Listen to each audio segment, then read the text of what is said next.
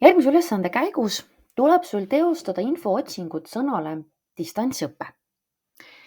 Sul tuleb leida üks hea allikas. Üks hea allikas, mida sobiks kasutada distantsõppe kohta kirjutamisel. Näiteks artikli kirjutamisel või ka oma uurimistöö kirjutamisel. Ja leida teine allikas, mida sa pead ebasobivaks.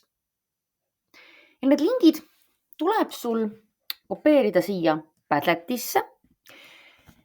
Nii tööjuhise kui ka selle Padleti lingi leiad sa taas kord blogi juhendist. Ja Padleti kasutamine on tegelikult sulle juba tuttav. Te kõik saate toimetada ühes ja samas veebitahvlis. Tuleb lihtsalt vajutada siia plussikese peale, kopeerida siia see link. Praegu ma näidiseks kirjutan lihtsalt link ja vajutada avalda.